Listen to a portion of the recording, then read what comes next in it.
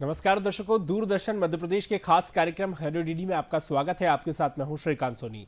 जैसा कि आप जानते ही हैं दर्शकों को, इस कार्यक्रम के माध्यम से हम आपसे जुड़े विषय को उठाते हैं। आज का हमारा विषय है आईटीआर फाइल कैसे करें। जी हाँ, इनकम टैक्स देने की जो समय सीमा है वो अब करीब आ रही है। 31 दिसंबर जो है वो आखिरी तारीख है। अगर आप 31 दिसंबर के बाद आईटीआर फाइल करेंगे तो आपको पेनल्टी यानी कि जुर्माना भरना होगा। तो हम कैसे आईटीआर का जो है वो भरें, खुद पोर्टल से किस तरह से इसे भर सकते हैं, इसी पर बातचीत के लिए हमारे साथ बहुत खास मेहमान मौजूद हैं।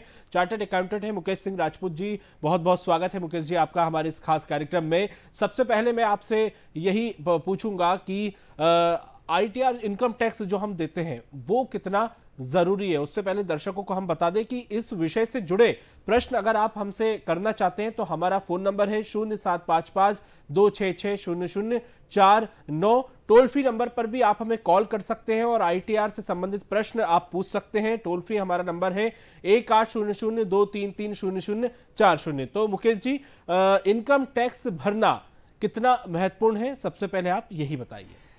सबसे पहले दर्शकों का बहुत बहुत नमस्कार, बहुत बहुत आभार। दोस्तों, आज हम ये जानेंगे कि क्यों हमें आयकर रिटर्न्स भरना चाहिए। देखिए, आयकर यदि आपकी इनकम 2.5 लाख रुपए से ज़्यादा है तो आपको निश्चित है कि अपना आयकर रिटर्न फाइल करना चाहिए। आयकर रिटर्न फाइल करने के वैसे तो कई फ़ायदे हैं, 1-2 फ़ायदे मैं आपको गिनाता हूँ जी। कि आपको कभी लोन लेने की आवश्यकता पड़ेगी तो ये पेपर आपके काम आएंगे। और दूसरी बड़ी जो बात है कि आप एक जिम्मेदार नागरिक की भूमिका अदा करेंगे, क्योंकि आप जो टैक्स चुकाएंगे उसी से हमारे देश का विकास होगा, हमारा डेवलपमेंट होगा और हम आगे बढ़ेंगे। तो इसीलिए हर व्यक्ति जो कि जिसकी आय 2.5 लाख रुपया उससे ज़्यादा है, उसको अपना रिटर्न्स फाइल करना बहुत ही ज़रूरी है और करना भी चाहिए। बिल्कुल, कई बार होता है मुकेश जी की भली जो है आय कम हो, लेकिन फिर भी आप करेंगे तो इससे आपको फायदा ही होगा, यानी कि ये बहुत फायदेमंद है। तो मैं आपसे ये भी समझना चाहता हूँ कि कौन कौन इसे भर सकते हैं। देखिए, ऐसे हर व्यक्ति जिनकी की आय किसी भी स्रोत से हो, मान लीजिए वो सैलरीड एम्प्लॉयड हो या कोई बिजनेस करते हो या उनकी बैंक में एफडीआर हो, उस पर जो ब्याज मिल रहा है, उनको भी ये रिटर्न फाइल करना चाहिए। ऐसे पेंशन दाता जिनकी उम्र 60 साल या उससे ज़्यादा हो गई है, उनको भी अपना आयकर रिटर्न फाइल करना चाहिए। लेकिन अभी हाल ही में इनकम टैक्स डिपार्टमेंट ने सुपर सीनियर सिटीजन को इससे मुक्ति दे दी गई है। सुपर सीनियर सिटीजन मतलब जिनकी आय 80 या उससे ऊपर हो चुकी है। तो ऐसे व्यक्तियों को अपनी आयकर रिटर्न दाखिल करने की कोई आवश्यकता नहीं। लेकिन यदि वो कोई बिजनेस या उनका कोई पैसा चलाते हो तो उन्हें भी अपना आयकर रिटर्न दाखिल करना अनिवार्य है सर। अब सवाल ये उठता है कि जो नया इनकम टैक्स का पोर्टल आया है उसमें हम अपना रिटर्न खुद दाखिल कैसे करें, किसी प्रोफेशनल की सहायता लिए बिना। बहुत आसान है। इनकम टैक्स डिपार्टमेंट ने एक नया पोर्टल लॉन्च किया है जो बहुत ही यूजर फ्रेंडली सर। बस अगर आप बिल्कुल नए करदाता हैं तो आपको उस www.incometaxindia.gov.in पर लॉगिन करना होगा और जब लॉगिन करेंगे तो एक पेज खुलेगा। उस पेज पर आपको अपना पैन नंबर रजिस्टर्ड करना पड़ेगा, साथ में वो आपसे ईमेल आईडी मांगेगा। उस ईमेल आईडी को आपको वैलिडेट करना पड़ेगा, साथ में मोबाइल नंबर अपडेट करना पड़ेगा और आधार से आपका लिंक होना बहुत ज़रूरी है, क्योंकि आधार के बिना आप रिटर्न को वैलिडेट नहीं कर पाएंगे, इसलिए आधार का अपडेशन ज़रूरी है। जब आप लॉगिन करके वहाँ तक पहुँचेंगे तो आपको बैंक अकाउंट के डिटेल ऑटो फिल्ड मिलेंगे सर। चूँकि जो नया इनकम टैक्स का पोर्टल आया है उसमें बहुत सी डेटा ऑटो फिल्ड होकर आए हैं। तो ऑटो फिल्ड होकर आए इसका मतलब ये नहीं कि आप उनको सही मान लें, आपको उन डेटा को वैलिडेट करना पड़ेगा, वेरीफाइड करना पड़ेगा। जो बैंक अकाउंट उसमें दिखाए गए हैं क्या वो बैंक अकाउंट सच में आपकी है या नहीं, तो आपको बैंक अकाउंट भी वैलिडेट करना पड़ेगा। जब आप इन सबको वैलिडेट कर लेंगे प्रॉपर ओटीपी के साथ, तो आप अपना रिटर्न फाइल करने के लिए तैयार हो जाएंगे। अब सवाल ये उठता है कि आप कौन सा आईटीआर रिटर्न चूज करेंगे, क्योंकि ये डिपेंड करता है आप क्या वर्किंग करते हैं। सपोज कीजिए आप सैलरी करदाता हैं, आप कर्मचारी हैं, तो और आपकी आय इनकम जो सैलरी हो 50 लाख रुपए से कम है, तो आपको आईटीआर 1 का सिलेक्शन करना चाहिए। जब आप आईटीआर 1 का सिलेक्शन करेंगे ना सर, तो वो अपने आप उसमें सारे डेटा आपको वहाँ मिलेंगे। कि वो डेटा कहाँ से आएंगे, जो आपने डिक्लेरेशन दिया है अक्टूबर नवंबर के महीने में। जनरली एम्प्लॉय अपने एम्प्लॉयर को एक शीट बनाकर देता है जिसमें वो सारी इन्वेस्टमेंट की डिटेल, हर डिटेल उसमें देता है। तो वो डिटेल इनकम टैक्स डिपार्टमेंट अपने आप पहुंचती है टीडीएस रिटर्न के माध्यम से, और वो ऑटो पॉपुलेटेड होती है। तो ऑटो पॉपुलेटेड रिटर्न आप जब खोलेंगे तो आप इमीडिएटली उसको फाइल मत करिएगा सर। अगर आप ऐसा करेंगे तो गलती कर देंगे। आपको उस ऑटो फिल्ड डेटा को अपना फॉर्म 16 से आपको वेरीफाइड करना पड़ेगा। अभी हाल ही में मैं एक क्लाइंट का रिटर्न फाइल कर रहा था, तो मैंने देखा कि फॉर्म 16 में उसकी 32 लाख सैलरी है, जबकि ऑटो फील्ड में 48 लाख रुपीस है। ऐसा क्यों हुआ? तो कई बार आपको इन एरर का सामना करना पड़ सकता है। तो इसीलिए आपको ये बात ध्यान रखनी पड़ेगी कि जब भी आप रिटर्न स्वयं फाइल करें तो आप इसको वैलिडेट जरूर करें, अपने फॉर्म 16 से ऑटो फील्ड डेटा से मिलान जरूर करें। और साथ ही साथ दोस्तों, आप 26AS को जरूर देखें। 26AS यानी कि जहां जहां आपने इनकम्स कमाई है, जिन स्रोतों से इनकम कमाई है, वो सारे के सारे उसमें दिखेंगे। उसको देखकर ही आप आगे कदम बढ़ाएंगे। साथ ही साथ इनकम टैक्स ने एक बहुत अच्छा फीचर लॉन्च किया है सोनी जी। वो फीचर ऐसा है कि अब लोगों को लगता था ना, हिसाब किताब कौन रखे, कौन बैंक जाए, बैंक से बैंक स्टेटमेंट निकाले, फिर ब्याज निकाले। तो इसका समाधान भी इनकम टैक्स ने कर दिया है। इनकम टैक्स ने पोर्टल पे एक नया फीचर लॉन्च किया है जिसका नाम है AIS।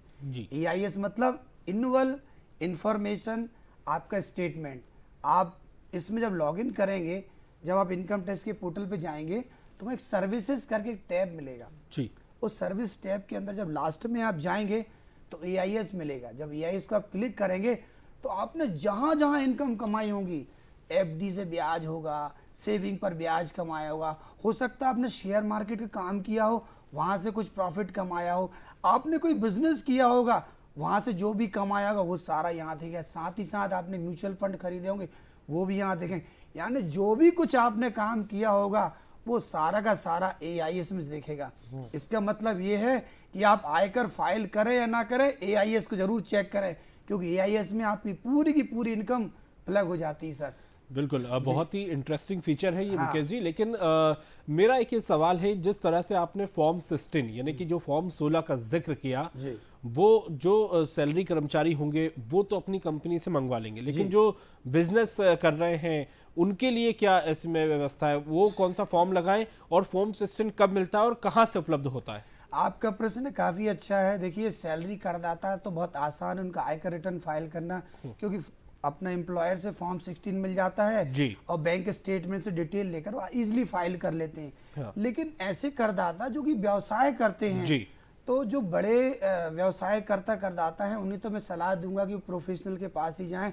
लेकिन ऐसे करदाता जिनके टर्नओवर, आपका कहना है कि जो बिजनेसमैन है वो प्रोफेशनल के पास जाए, तो उन्हें किन चीजों को लेके जाना है? हाँ, देखिए, जब वो प्रोफेशनल के पास जाएं तो अपना बैंक स्टेटमेंट जरूर लेकर साथ जाएं। साथ ही साथ उन्होंने क्या क्या निवेश किए हैं जी, उन निवेश की डिटेल लेकर जाएं। अगर आपने कोई होम लोन लिया है उसकी डिटेल लेकर जाएं। बिल्कुल। यहाँ पर मुकेश जी, मैं दर्शकों को एक बार फिर से बताना चाहूंगा कि जो आयकर रिटर्न की समय सीमा है, जो है तारीख है, वो नजदीक आ रही है। तो अगर आपके भी कोई प्रश्न है तो आप हमसे पूछ सकते हैं, मुकेश जी उसका जवाब देंगे। हमारे फोन नंबर है 0755266009। टोल फ्री नंबर भी फ्लैश हो रहा है, उस पर भी आप कॉल कर सकते हैं। हमारा टोल फ्री नंबर है 180023304040। जी मुकेश जी, देखिए, कोई भी आप प्रोफेशनल के पास अगर डेटा लेकर जाते हैं तो जो भी आपके पास सेल बिल, परचेज बिल के साथ साथ आपके बैंक अकाउंट के स्टेटमेंट, इन्वेस्टमेंट डिटेल, बच्चों की पढ़ाई की फीस, ये सारे के सारे आपको लेके जाना पड़ेगा ताकि वो आपके आराम से कैलकुलेशन कर पाए। लेकिन जिन ऐसे करदाता, ऐसे बिजनेसमैन करदाता जिनका टर्नओवर 10 लाख या 20 लाख से कम है, तो उनको किसी प्रोफेशनल के पास जाने की जरूरत नहीं है। वो खुद ही अपना बैठ के ट्रायल बैलेंस बना सकते हैं कि उन्होंने साल भर में क्या टर्नओवर किया है, क्या परचेज की है, परचेज में उनके खर्चे खुद के क्या क्या हैं। बस इतना करके वो ITR पोर्टल पर लॉगिन करें और GST जो अपना रिटर्न ITR पोर्टल पर लॉगिन करने की आप भी प्रक्रिया स्पष्ट करिए कि वो किस तरह से करें और उसमें किन किन चीजों की जरूरत होगी। हाँ, बहुत ही आसान आपने बताया सर, बहुत आसान है। देखिए, इनकम टैक्स पोर्टल पे चले जाएं, आप गूगल पे सर्च करेंगे तो इनकम टैक्स पोर्टल की वेबसाइट करेंगे, वहां पर अपना पैन नंबर जो कि आपका यूजर ID उसको लॉगिन पुट करेंगे। उसके बाद आपका जो पासवर्ड आपने बनाया होगा, नहीं बनाया है मान लीजिए, तो आप उसको क्रिएट करके कैसे कर सकते हैं क्रिएट? बहुत आसान है। आप उसमें अपना टेलीफोन नंबर, ईमेल ID, जैसे कि वो स्टेप बाय स्टेप पूछता है, क्योंकि वो इतना यूजर फ्रेंडली है सोनी जी कि आपको कुछ करना ही नहीं पड़ता। आप आपने अपना पैन नंबर डाला, जैसे ही आप पैन नंबर डालें अगला स्टेप वो पूछेगा टेलीफोन नंबर क्या है, फिर नेक्स्ट स्टेप पे आएगा तो आपका ईमेल आईडी क्या है। तो इस तरह स्टेप बाय स्टेप वो खुद आपसे पूछता जाता है हर प्रश्न को और आपको जवाब देते जाना पड़ेगा और इस तरह आपका वो पोर्टल पे खाता बनकर तैयार हो जाएगा। जब आप बनकर तैयार हो जाएगा तो आप छोटे बिजनेसमैन हैं तो आपको ITR 4 का चुनाव करना पड़ेगा। ITR 4 बेहद आसान है, उसमें कुछ खास चीज ITR 4 जी, ये ऑनलाइन ITR भर सकते हैं, प्रत्यक्ष रूप से कौन कौन से भराते हैं और ऑनलाइन कौन कौन से भराते हैं, ये भी आप बताइए। देखिए सन 2017-18 के बाद गवर्नमेंट ने पूरा का पूरा ऑनलाइन पोर्टल कर दिया है। गवर्नमेंट भी चाहती है कि डिजिटल इंडिया आगे बढ़े, हम चाहते हैं पेपरलेस की तरफ हम भी जाएं, फास्ट मूवमेंट हो। फास्ट मूवमेंट के लिए जरूरी कि हम ऑनलाइन प्रक्रिया में जाएं। आप पेपरलेस में पहले रिटर्न फाइल करते थे, फिर इनकम टैक्स के ऑपरेटर उनको फिल करते थे, फिल करने में कई एरर हो जाया करती थी, तो उन सब एरर से बचने के लिए उन्होंने ऑनलाइन ही कंप्लीटली कर दिया है ताकि आप ऑनलाइन डालें, हम जल्दी से जल्दी उसको प्रोसेस करें और आप खुद स्वयं करें। अब आप जब ITR 4 उसमें फाइल करने जाएंगे तो उसमें बहुत आसान है, आप अपना टर्नओवर जो आपका मिनिमम टर्नओवर डाल दीजिए और सेक्शन 44 AD ये कहता है कि आपको बुक्स ऑफ अकाउंट बनाने की कोई जरूरत नहीं है। आप तो केवल अपना 8% जो भी आपने टर्नओवर किया है उसका 8% इनकम दिखाइए और शांति से डेटर क्रेडिटर और अपना छोटा मोटा खर्चे का ब्यौरा देकर रिटर्न फाइल कर दीजिए। मतलब इसमें कोई इतनी जटिल प्रक्रिया नहीं कि आपको किसी प्रोफेशनल को हायर करना पड़े, जहां तक मैं समझ पाता हूं। लेकिन बस जब आप टैक्स का कैलकुलेशन करेंगे तो निवेश का जरूर ध्यान रखें, क्योंकि आपने जहां जहां निवेश किया है उनका डिडक्शन लेना आपको बहुत जरूरी है। साथ ही साथ मैं एक खास फीचर बताना चाहता हूं कि सेक्शन 80D जो कि मेडिकल से हेल्थ से जुड़ा हुआ है, उसमें 5,000 रुपये तक का आप प्रिवेंटिव हेल्थ चेकअप पर डाल सकते हैं। उसके लिए आप किसी खास वाउचर की जरूरत नहीं है, अगर आपने कैश खर्चा किया है तो भी आप डाल सकते। साथ ही साथ अगर आपने मेडिकल ट्रीटमेंट किया है कोरोना के दौरान, किस तरह दौरान, और आपके पास प्रॉपर बिल है और आपने किसी अथॉराइज हॉस्पिटल से कराया है और चेक से किया है तो आप इसका भी डिडक्शन 50,000 रुपये तक ले सकते हैं। जी, एक कॉलर है DK जैन उज्जैन से जुड़े हुए हैं। DK जी पूछिए अपना प्रश्न। जी DK जी आवाज मिल रही है आपको हमारी? सर नमस्कार सर, मैं DK जैन बोल रहा हूँ सर। ये पोस्ट ऑफिस में RD कर रखी है सर। हाँ मिल रही सर। अपना प्रश्न वापस दोहराइए DK जी। हाँ सर, मैंने पोस्ट ऑफिस में RD कर रखी है सर 10,000 महीने की। जी सर पोस्ट ऑफिस में RD कर रखी है सर 10,000 महीने की, ठीक है। तो उसका जो ब्याज मिलता है सर वो सर्टिफिकेट वगैरह तो देते नहीं, टैक्सेबल है कि नहीं, उसमें पासबुक में एंट्री हो जाती है सर उसकी। सर अब आपकी समस्या का निजात, वो भी इनकम टैक्स में सर ये मतलब टैक्सेबल रहेगा? जी जी, आपका प्रश्न बहुत अच्छा है जैन साहब, आपका बहुत बहुत धन्यवाद। देखिए पेंशन हो चाहे ब्याज हो, आप कोई भी इनकम कमाते हैं वो सारी की सारी आपको टैक्सेबल रहती है।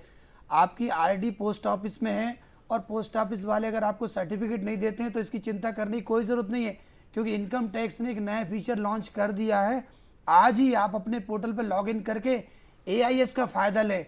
AIS एनुअल इंफॉर्मेशन एक स्टेटमेंट है, जहां जहां आपने निवेश किया हो, इवन आपका सेविंग खाता, आपकी FD, आपकी RD, म्यूचुअल फंड, जहां जहां आपके निवेश, जहां आपके पैसे, जो भी इनकम आप कमा रहे हैं, सबका रिकॉर्ड आपको वहां पर मिलेगा। और मेरा मानना है कि चाहे व्यक्ति रिटर्न फाइल करे ना करे, लेकिन उसको अपना AIS जरूर देखना चाहिए। क्या हो सकता है उसने कोई मकान बेचा हो, वो उसका कैपिटल गेन आ रहा हो, कुछ भी हो सकता है। मुकेश जी वो देखेंगे कैसे, वो प्रोसेस आप बता सकते हैं? बहुत आसान है। अगर जैन साहब ने अपना इनकम टैक्स रिटर्न पहले भी फाइल करते आ रहे होंगे तो उनको अपना जो नया इनकम टैक्स का जो पोर्टल है वो डाटा ऑटोमेटिक माइग्रेट होकर आया है। मतलब पुराने सिस्टम से नए सिस्टम में अपने आप माइग्रेट होकर आया है।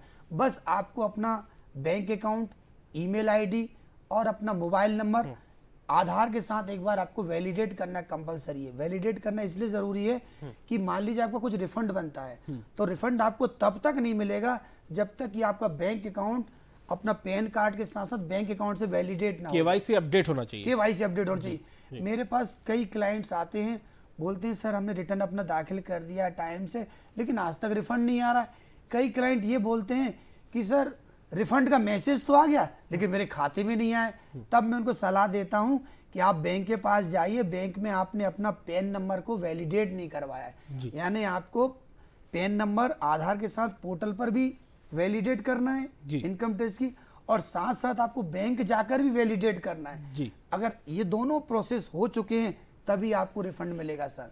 तो इस तरह आप नए पोर्टल पे आप चले जाइए जी। और नए पोर्टल पे जाने के बाद आपके सामने एक विंडो खुल जाएगी। जब विंडो खुलेगी तो डिफरेंट टैब हैं, ई फाइल टैब, प्रोसेसिंग टैब, उसी में एक टैब है सर्विसेज का जी। जब सर्विसेज के टैब को आप क्लिक करेंगे तो सबसे एंड में आके एनुअल इंफॉर्मेशन स्टेटमेंट का एक टैब मिलेगा, उसको क्लिक करना है। जब आप क्लिक करेंगे तो अंदर चले जाएंगे तो वहां जाकर TIS और AIS दो विंडो मिलेंगे। तो आप TIS में चले जाइए। TIS मतलब होता है टैक्स पेयर इंफॉर्मेशन स्टेटमेंट। इसमें आपको हर चीज की समरी मिलेगी। आपने FD से कितना ब्याज कमाया, आपने जो सेविंग खाते कहाँ आपके सेविंग खाते कितनी बैंकों में, वो सारी बैंकों के सेविंग खाते के नाम के साथ वहां पर आ जाएंगे। साथ ही साथ अगर आपने कोई बिजनेस किया है उसकी डिटेल आ जाएगी। साथ ही साथ आपने कहीं म्यूचुअल फंड खरीदे, कुछ निवेश किया, वो भी सारी detail, everything will be available there. Okay. कई बार होता है मुकेश जी कि TDS अगर फाइल करते हैं तो वो जो रिटर्न है वो काफ़ी लेट आता है और कई बार वो कैंसिल भी हो जाता है, तो उसकी क्या आप वजह मानते हैं और अगर ऐसा हो रहा है तो फिर क्या करें? देखिए, आपने सही प्रश्न किया है। ज़्यादातर मेरे क्लाइंट या जितने भी एम्प्लॉई हैं वो ज़्यादातर यही प्रश्न करते हैं कि सर हमारा एम्प्लॉयर ने ज़्यादा टैक्स काट लिया था, क्योंकि हम अक्टूबर के महीने में डिक्लेरेशन देते हैं। तो डिक्लेरेशन में कई बार क्या होता है कि बच्चों की पढ़ाई का खर्चा, LIC का खर्चा, मकान के ब्याज की इन्फॉर्मेशन, बहुत सी इन्फॉर्मेशन छूट जाती है। तो इसके कारण हमारा एम्प्लॉयर ज़्यादा टैक्स काट लेता है और जब आप रिटर्न फाइल करते हैं तो वहाँ पर अपना टैक्स रिफंड का आप क्लेम करते हैं, लेकिन आपको रिफंड वो मिल नहीं पाता है। ना मिलने की वजह कई हो सकती है। पहली वजह तो ये है कि जब आपने रिटर्न ऑनलाइन आपने फाइल किया है तो आपने उसके हर कॉलम को प्रॉपर फिल्ड किया है कि नहीं, उसके हर प्रश्न का जवाब आपने सही दिया है कि नहीं, ये बहुत ही इंपॉर्टेंट है। उसके साथ साथ जब आपका इनकम टैक्स रिटर्न, हालांकि आजकल जो यूटिलिटी आई है वो बहुत अच्छी यूटिलिटी है। आप रिटर्न फाइल करने के बाद जैसे ही वैलिडेट करते हैं वो यूटिलिटी खुद एरर कैलकुलेट करती है और आपको वहां पर ले जाके पंच को कर्सर को छोड़ देती है। तो जैसे आप कर्सर क्लिक करेंगे तो वो एरर के पास ले जाके ठीक करने को बोलती है। तो आप ये सारे ठीक एरर के कारण कई बार आपको रिफंड नहीं मिल पाता। दूसरा रीजन, जैसा कि मैंने भी थोड़ी देर पहले कहा कि आपने बैंक में जाके यदि आपने अपना पैन नंबर और KYC अपडेट प्रॉपर नहीं कराया होगा तो भी आपको नहीं मिलेगा। बिल्कुल, उसमें अगर एक नाम का एरर या सरनेम का एरर भी आता है तो वो रिजेक्ट हो जाता है। कई बार ऐसा होता है कि सर IFSC कोड गलत डाल देने से के कारण रिफंड नहीं आते। तो रिफंड करने के लिए आजकल इनकम टैक्स डिपार्टमेंट बहुत ही इनोवेटिव आइडिया लेकर आया। आप जब पोर्टल पर जाएंगे ना सर, तो वहां पर एक कॉलर है मुकेश जी, विनीत कुमार जी हैं जो भोपाल से जुड़े, आपसे प्रश्न करना चाहते हैं। पूछिए विनीत जी अपना सवाल। क्या होता है, अपन रिटर्न तो भर देते लेकिन किसी कारण स्कूटरी में चला जाता, स्कूटरी से निकालने की क्या प्रक्रिया है? जी देखिए, बहुत अच्छा प्रश्न किया है। आजकल जैसा कि हम जानते हैं कि ऑनलाइन रिटर्न फाइल हो रहे हैं, तो ऑनलाइन रिटर्न की जो स्क्रूटनी है वो मैनुअल नहीं की जाती। ये तो क्लियर हो गया। वहां पर क्या होता है सर, ढेर सारे फिलर लगे होते हैं। अगर आपकी सपोज कीजिए पिछले साल आपने इनकम 5 लाख दिखाई दी और सडनली आपने उसको 25 लाख कर दिया या 30 लाख कर दिया, तो इनकम टैक्स के जो फिलर्स होते हैं वो उसको पकड़ लेंगे कि ऐसा क्या हो गया अचानक कि इस पर्सन ने आज तक रिटर्न फाइल नहीं किया था या लास्ट ईयर तक उसने फाइल किया था, इतनी कम इनकम दिखाई और सडनली ऐसा क्या किया। तो एक तरीका ये हो सकता है सर जिसके कारण स्क्रूटनी में आपका केस आ जाता है। और दूसरा तरीका ये होता है कि आप उसके प्रश्नों का जवाब देखिए। कई बार क्या होता है कि इंसान भी, जैसे कि आप देखते हैं ट्रैफिक पुलिस खड़ी होती है और आप बिना हेलमेट के होने के बाद भी साइड से बच के निकल जाते हैं। तो ऐसे सिस्टम में क्या होता है कि आपका रिटर्न अपलोड नहीं हो रहा, लेकिन आप जबरदस्ती उसको वैलिडेट करके फाइल करने की कोशिश करते हैं और वो हो भी जाता है। तो वो क्या होता है, उनके फिलर उसको पकड़ लेते हैं और आपका केस स्क्रूटनी में आ जाता है। तो दोस्तों, मैं यहाँ पर एक बात कहना चाहता हूँ कि आजकल जितने भी केस स्क्रूटनी में आ रहे हैं वो इसलिए नहीं आ रहे कि इंसान उसको पकड़ रहा है, बल्कि बड़े बड़े रोबोट यानी फिल्टर्स लगे हुए हैं। अगर आप रिटर्न भरने में कोई गलती करेंगे तो आपका केस स्क्रूटनी में आएगा, और स्क्रूटनी में आएगा तो डरने की कोई जरूरत नहीं है। इनकम टैक्स डिपार्टमेंट कोई आपके पीछे से भागा नहीं जा रहा है, बस आप अपनी गलती बता दीजिएगा या जो इनकम आपने अर्न की हो उनको ब्यौरा दे दीजिएगा, ठीक हो जाएगी, उसमें क्या दिक्कत है। बिल्कुल मुकेश जी, ऐसे डिडक्शन भी आप बताइए जिनके लिए निवेश करने की आवश्यकता नहीं है। हाँ, ये मेरे ख्याल से हमारे सारे सैलरी जितने भी पर्सन हैं सैलरीज टैक्स पेयर उनके लिए काफ़ी अच्छा रहेगा कि भाई ऐसे कौन सा डिडक्शन है जिसमें कि हमें अलग से निवेश करने की आवश्यकता नहीं और हमें वैसे ही डिडक्शन मिल जाए। तो सबसे पहले तो मैं ये बताना चाहता हूँ, यार आप एम्प्लॉय हैं तो आपका ईपीएफ कटता है सर, हर कंपनी ईपीएफ काटती है। तो ईपीएफ जो होता है वो एग्जाम्प्ट यानी एग्जाम्प्ट की कैटेगरी में आता है, तो उसको भी आप सेक्शन 80C में ले सकते हैं क्योंकि वो ईपीएफ की प्रोसीजर होता है, एक्ट होता है, उनके साथ हर एम्प्लॉयर को लेना ज़रूरी है। दूसरा, यदि आपके बच्चे पढ़ते हैं और 2 बच्चे हैं आपके, तो उन पर जो आप पढ़ाई में जो भी खर्चा करते हैं, ट्यूशन फीस के नाम से आप जितना भी खर्चा करते हैं तो उसका भी आपको डिडक्शन मिल जाता है।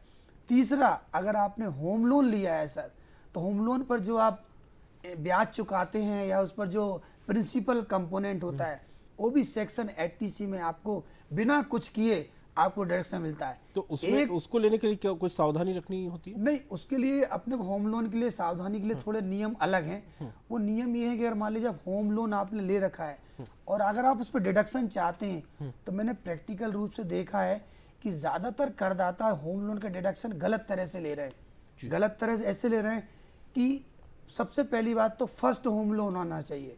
अगर आपने फर्स्ट होम लोन लिया है तो 2 लाख की जो लिमिट है वो उस पर एप्लीकेबल होती है। अगर आपने सेकंड होम लोन ले रखा है तो वो आपकी रिनोवेशन में जाता है, यानी उसकी सीमा 25,000 रुपये रहती है।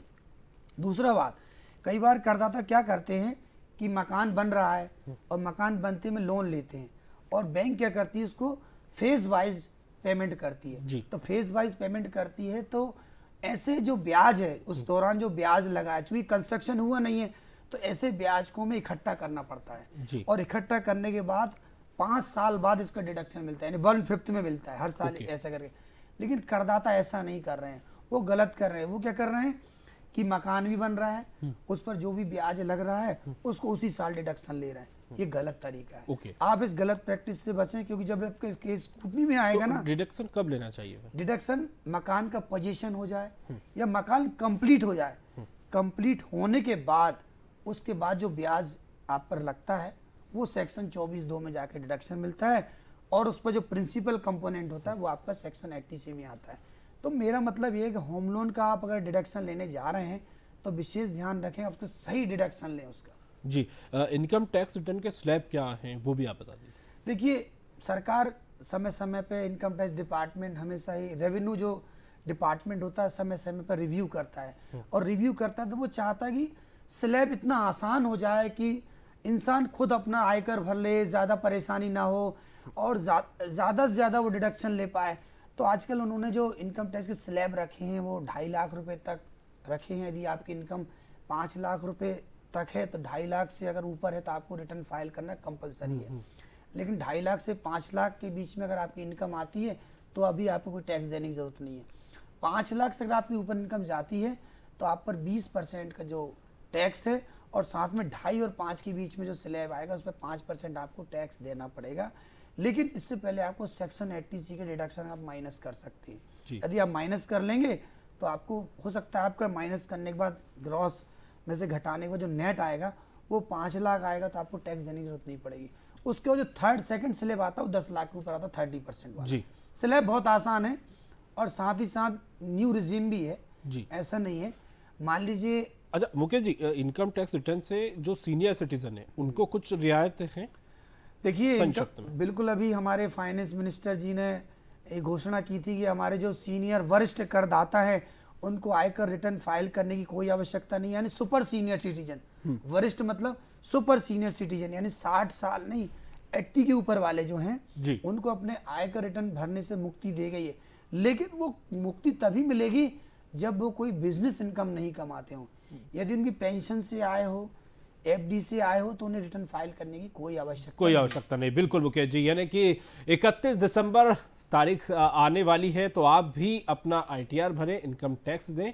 और बहुत बहुत शुक्रिया मुकेश जी, आपने कार्यक्रम के लिए वक्त निकाला। तो दर्शकों, हेलो डीडी के इस खास कार्यक्रम में इतना ही। आप जुड़े रहिए दूरदर्शन मध्य प्रदेश के साथ। नमस्कार।